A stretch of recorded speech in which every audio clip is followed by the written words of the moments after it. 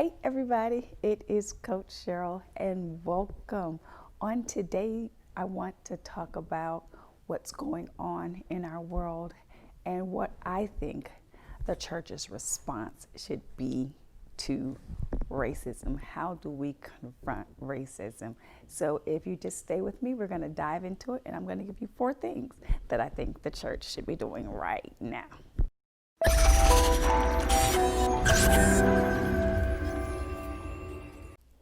Welcome back to Cheryl Thomas Speaks. I am Coach Cheryl. So glad that you are here. If this is your first time, I want you to watch the video.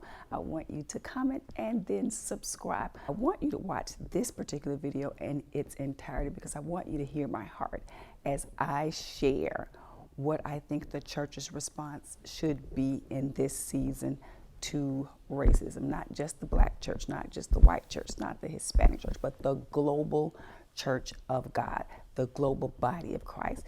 And I'm going to give what I think are 4 things that we should be doing as a body, as a unified body.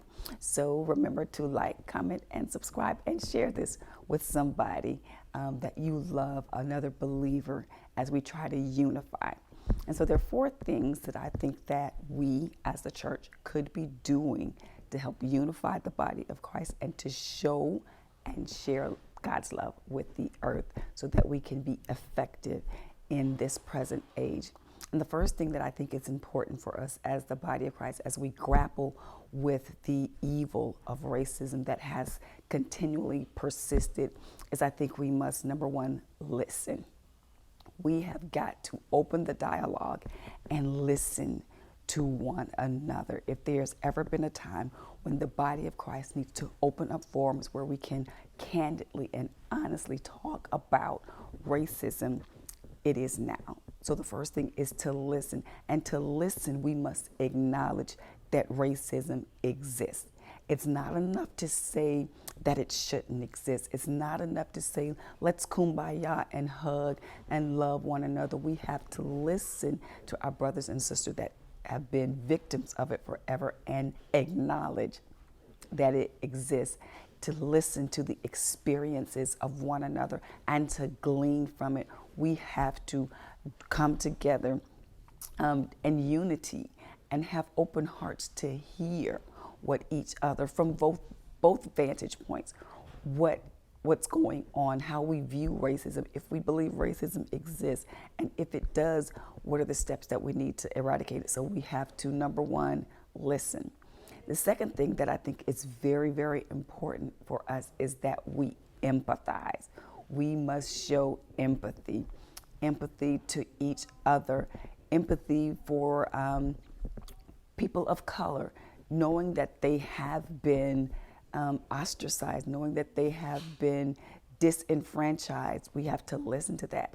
And for people of color, we have to listen to our white brothers and sisters when they tell us that they didn't know for this long time. And we have to understand that that is their experience and we have to share with them. So as we empathize with one another's position, we are at a better vantage point to actually grow together and actually be unified in ways that we haven't been before. The third thing that I think is very important for us to do is act. We must put actions behind it.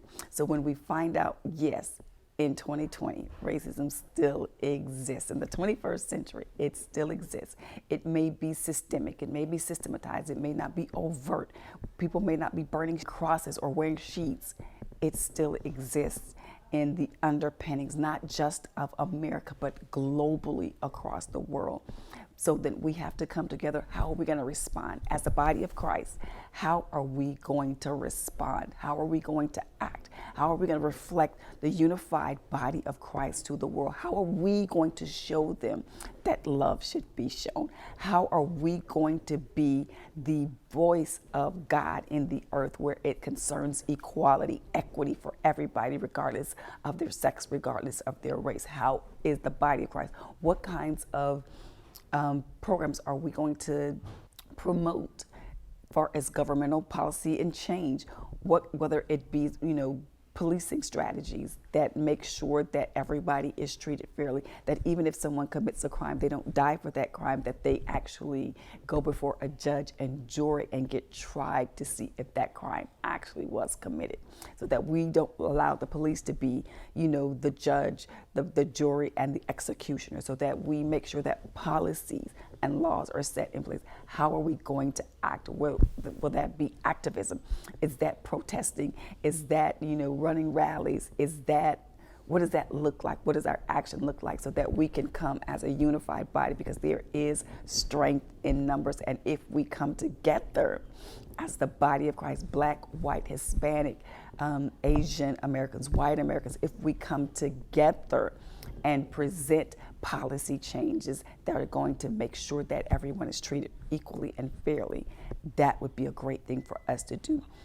And the last thing, which is not the last thing, it's the thing that we need to be doing throughout the duration, is pray. Pray for wisdom, pray for insight, pray for strategy, pray for connections, pray for partnerships, so that we can do this the way that God would do this, so that we can respond the way that Christ would respond. So what am I actually saying? What do I believe the church's response is? I believe the church needs to leap, to listen, to empathize, to act, and to pray.